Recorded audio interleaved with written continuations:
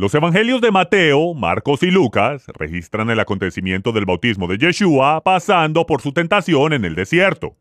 Y aunque ninguno de ellos estuvo en su bautismo, ni en el desierto con él, ni en su tentación, ellos sin embargo dan un registro exacto de los dos testigos presenciales de estos acontecimientos, Yeshua y Johanán. Johanán ben Zeharia, Juan el Bautista, informó que él fue testigo de la revelación confirmadora cuando el Espíritu Santo, en forma de paloma, descendió sobre Yeshua.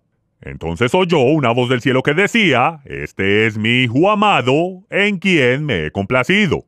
Cuando Yeshua salió del agua, fue llevado inmediatamente al desierto, donde ayunó durante los siguientes 40 días y 40 noches. Después de sus 40 días de ayuno, en el 41º día, Satanás fue a tentar a Yeshua. Después del relato de la tentación, Mateo, Marcos y Lucas permanecen en silencio durante los próximos 2 meses, hasta que Yeshua regresa a Jerusalén para la fiesta de Shavuot, Pentecostés, y descubre que su primo, el profeta Johanán, había sido encarcelado por Herodes. Solo el Evangelio de Juan relata los acontecimientos que ocurrieron en las orillas del río Jordán, cuando Johanán fue interrogado por los sacerdotes y levitas que fueron enviados por los fariseos que controlaban el Sanedrín. Y fue en el 41º día del ministerio de Yeshua que ocurrieron ambos la tentación de Yeshua y la inquisición de Johanán. Este fue el día antes de que Yeshua volviera del desierto. Y fue cuando Yeshua volvió del desierto que Johanán proclamó: «He aquí el Cordero de Dios que quita el pecado del mundo». Es el Evangelio de Juan el que cubre los acontecimientos cotidianos del ministerio de Yeshua desde el día en que él sale del desierto hasta que él abandona Jerusalén después de la fiesta de Shavuot. Yo sé que esta secuencia es contraria a todas las películas de Hollywood que usted ha visto, pero es la única versión que es fiel al guión escrito por los santos hombres de Dios que fueron guiados por el Espíritu Santo. Ahora entremos en los detalles, porque el reino de los cielos está en los detalles. Para minimizar la confusión, en este episodio usaré el nombre de Juan cuando me refiero al autor del Evangelio, y Johanán cuando se trata de aquel conocido como Juan el Bautista en el occidente, aunque ambos se llamaban Johanán. Este es el testimonio de Johanán, Juan el Bautista, cuando los judíos enviaron a sacerdotes y levitas de Jerusalén a preguntarle. El término los judíos es usado un total de 67 veces en la versión Reina Valera del Evangelio de Juan, y siempre se refiere a los líderes fariseicos. Estos sacerdotes y levitas fueron enviados por los fariseos para documentar el testimonio de Johanán. Esto era el equivalente a una deposición legal el día de hoy. Lo están cuestionando para determinar si hay pruebas suficientes para considerar cargos de herejía contra Johanán, quien está socavando los sistemas religiosos de la nación. Y este es el testimonio de Johanán. Yeshua se refiere a este testimonio varias veces durante altercados enardecidos con los fariseos. De nuevo, este es el testimonio de Johanán cuando los judíos enviaron sacerdotes y levitas de Jerusalén a preguntarle: «¿Quién eres tú?». Johanán confesó: «Yo no soy el Mesías». «Entonces, ¿quién eres? ¿Eres Elías?». Él dijo: «No soy». De nuevo preguntaron: «¿Eres tú el profeta?». Él respondió: «No». Cuando le preguntaron a Johanán si él era el profeta, se referían a la revelación registrada por Moisés en Deuteronomio 18 con respecto al profeta que debemos shema, al profeta que debemos escuchar y obedecer. Las profecías no eran claras en cuanto si el profeta o el Mesías eran una misma persona o dos individuos. Entonces ellos quisieron cubrir todas las posibilidades citando al profeta Malaquías, el cual declaró que Elías tendría que venir antes del día de Jehová. Entonces le dijeron: «¿Quién eres? Necesitamos dar una respuesta a los que nos enviaron. ¿Qué dices de ti mismo?». Él dijo: «Yo soy la voz de uno que clama en el desierto, enderezad el camino de Jehová», como dijo el profeta Isaías. Versículo 24. Los Coanim y los levitas de Jerusalén fueron enviados por los fariseos. Los fariseos controlaban el Sanedrín, El Tribunal Supremo Rabínico, que afirma que es solo su responsabilidad el autenticar y ungir al Mesías como el rey de Israel. El Evangelio de Juan es único en que usa la frase los judíos cuando se refiere a los líderes religiosos fariseos. La frase los judíos es siempre usado en un contexto negativo debido al constante conflicto de Yeshua con las reglas y regulaciones inventadas por los fariseos. Pero, sin embargo, hay que recordar que todos los que seguían a Yeshua eran judíos. Los que estaban siendo sanados eran judíos y Yeshua mismo era judío. Para el lector gentil desinformado, la frase los judíos en el Evangelio de Juan provoca un sentimiento antijudío, mientras que en contexto se entiende que muestra la separación de entre los que siguieron a Moisés y guardaron los mandamientos, de entre los que siguieron un sistema religioso de su propia invención, que utilizan algunas de las enseñanzas de Moisés, pero añadiéndole y sustrayéndole a la Torá escrita a su propia conveniencia. Hoy en día, las reglas inventadas y la negación de los mandamientos de Dios son mucho más frecuentes en la versión actual de la Iglesia que las que existían entre los fariseos en los días de Yeshua. Luego le preguntaron diciendo, si tú no eres el Mesías, ni Elías, ni el profeta, ¿por qué pues bautizas allá afuera en el desierto? Johanán respondió diciendo, yo sumerjo en agua, mas en medio de ustedes ha estado quien ustedes no conocen. Este es el que ha de venir tras de mí, el cual es antes de mí, del cual yo no soy digno de desatar la correa de su calzado. Estas cosas sucedieron en Beit Abará, al otro lado del Jordán, donde Johanán estaba bautizando. El testimonio de Johanán a los sacerdotes y levitas concluye en la ubicación donde se registró el testimonio, en Beit Abará. Al día siguiente, cuando Yeshua regresa de su ayuno de 40 días y su tentación posterior, Johanán aún bautizaba en Beit Abará, Beit o casa de Abará, lo cual significa cruzar, de donde obtenemos la palabra hebreo. Abraham fue el primer hebreo cuando cruzó el río Éufrates en su camino a la tierra prometida. Él dejó atrás Babilonia y el paganismo de la casa de su padre en búsqueda del único Dios verdadero. Abraham fue el primero en buscar las raíces hebreas de la fe. Beit Abará no era solamente el lugar donde Yeshua fue bautizado, sino que también es el lugar donde él cruzó el Jordán 42 días después, el día después de ser tentado por Hasatán. Él no podía llegar ni un día tarde a su cita con el destino. Juan 1:29. El siguiente día es el 42º día del ministerio de Yeshua, el día después de que Yeshua venció la tentación en el desierto después de sus 40 días de ayuno. Y es también el día después de que Johanán dio su testimonio a los sacerdotes y levitas que fueron enviados por los fariseos. Pero todas las películas de Hollywood colocan este incidente en el momento en que Jesús viene a Juan para ser bautizado. Eso destruye la cronología de los registros del Evangelio por los cuales nuestros antepasados murieron para que lo tuviéramos en nuestras manos.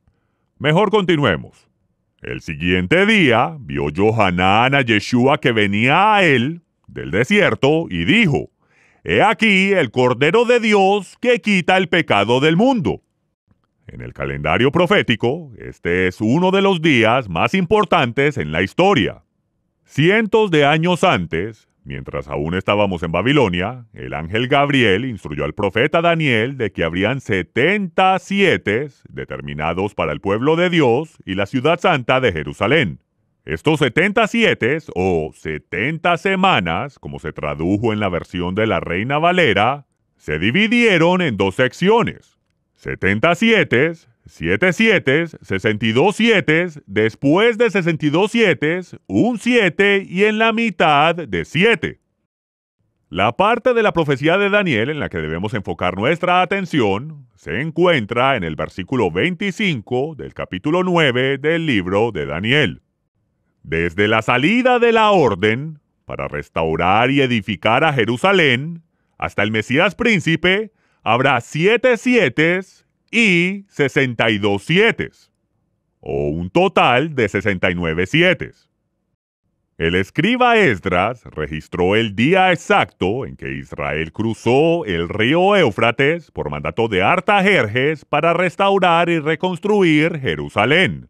Fue el primer día del primer mes del séptimo año del reinado de Artajerjes, 457 antes de la era común. Ese fue el momento en que comenzó la línea de tiempo profética de Daniel. Exactamente 483 años, o 69 sietes de años, después del mandato de Artajerjes de salir y reconstruir Jerusalén, nos trae al primer día del primer mes en el año 27 de la era común, el cual fue el día en que Yeshua cruzó el río Jordán y Johanán anunció al mundo: «He aquí el Cordero de Dios que quita el pecado del mundo». Este evento monumental ocurrió en Beit Abará, la casa del cruce. Y esto fue en el Rosh Hashanah bíblico, la cabeza del año en el calendario del Creador, el primer día del primer mes en el año 27 de la era común. Fue a la mitad del 29º año de la vida de Yeshua. Aún no tenía 30 años de edad, según lo informó Lucas. Esto es asombroso. La profecía que el ángel Gabriel le dio a Daniel se cumplió el mismo día al final de los 483 años. Los primeros segmentos de la profecía de Daniel han llegado a pasar con tal precisión que solo podrían ser guiados por el amo del universo. Pero aún falta el 77 por cumplirse, el cual comenzará en la confirmación del pacto, cuando el arca del pacto sea revelada en el cenit de la guerra termonuclear de Zacarías. El regreso del rey Yeshua para gobernar la tierra con vara de hierro todavía está a varios años. Por eso es hora de despertar y participar en la obra del ministerio, pues estamos al borde de la era de la redención. En el momento en que Johanán proclamó a Yeshua como el Cordero de Dios, también dio su testimonio acerca de lo que vio en el momento en que Yeshua fue bautizado, 42 días antes. Tengan en cuenta que Juan no estaba registrando el bautismo de Yeshua a medida que está sucediendo. Juan está documentando el testimonio de Johanán sobre ese evento. Este es aquel de quien yo dije: «Después de mí viene un varón, el cual es antes de mí, porque era primero que yo. Y yo no le conocía, mas para que fuese manifestado a Israel, por eso vine yo bautizando con agua». También dio Juan testimonio diciendo: «Vi al Espíritu que descendía del cielo como paloma, y permaneció sobre él. Y aunque yo no conocía su identidad, aquel que me envió a bautizar con agua me dijo: sobre quien veas descender el Espíritu y que permanezca sobre él, ese es el que bautizará con el Espíritu Santo. Y yo, Johanán, he visto esto suceder y doy testimonio de que este es el Hijo de Jehová». De nuevo, el día siguiente, en el 43º día, el domingo, 30 de marzo, 27 de la era común, Johanán estaba de pie con 2 de sus discípulos. Cuando vio que Yeshua se acercaba, volvió a proclamar: «He aquí el Cordero de Jehová». Johanán escuchó la voz del cielo proclamar a Yeshua como su Hijo amado. Sin embargo, él proféticamente lo anunció como el Cordero de Dios que quita el pecado del mundo. Tal como el carnero en la zarza fue el sustituto del hijo de Abraham, Isaac, de la misma manera el cordero de un año fue el sustituto por la nación de Israel en el tiempo de la Pascua. Y ambos sacrificios sustitutivos anunciaron al Hijo de Dios como la provisión para toda la humanidad. La proclamación de Johanán fue hecha en el primer día del mes de la Cebada Aviv, el primer día del año nuevo, que pronto iniciaría el año agradable del Señor que comenzó en Shavuot de ese año. Aunque muchos defensores de Eusebio han intentado caracterizar a Yeshua como una vaca roja de 3 años de edad, y así poder mantener imaginariamente el ministerio que Eusebio se inventó de 3 años y medio. Aunque aún no hemos descubierto ni un solo versículo bíblico que diga: «He aquí la vaca de Dios que quita el pecado del mundo», ni tampoco el texto hebreo de Isaías que proclame los 3 años y medio agradables del Señor. De hecho, nunca ha existido una vaca roja de 3 años de edad en la tierra de Israel. El Talmud y la Mishnah brindan una exhaustiva descripción de las cualidades de la vaca roja, que luego de ser muerta, era incinerada con su estiércol y esas cenizas eran utilizadas para preparar las aguas de purificación. Cualquier vaca roja calificada, de menos de 2 años hasta más de 5 años de edad, era considerada válida por los sabios. Las escrituras hebreas no revelan en lo absoluto la edad de la vaca roja. Y la doctrina de Jesús, siendo una vaca roja de 3 años y medio de edad, es completamente absurda. El día después de que Yohanan primero proclamara a Yeshua como el Cordero de Dios, dio un segundo testimonio directamente a 2 de sus discípulos, a Andrés, y como descubrimos más adelante en el Evangelio, el otro discípulo es Juan. Los 2 discípulos le oyeron e inmediatamente siguieron a Yeshua. Cuando Yeshua los vio siguiéndole, se volteó a ellos y preguntó, ¿qué quieren? Ellos dijeron, Rabí, ¿dónde moras? El título Rabí literalmente significa grande. Era un título de respeto, inventado y reservado para los fariseos. Aunque no habría problema que los discípulos de Yohanan lo usaran para aquel que quita el pecado del mundo entero.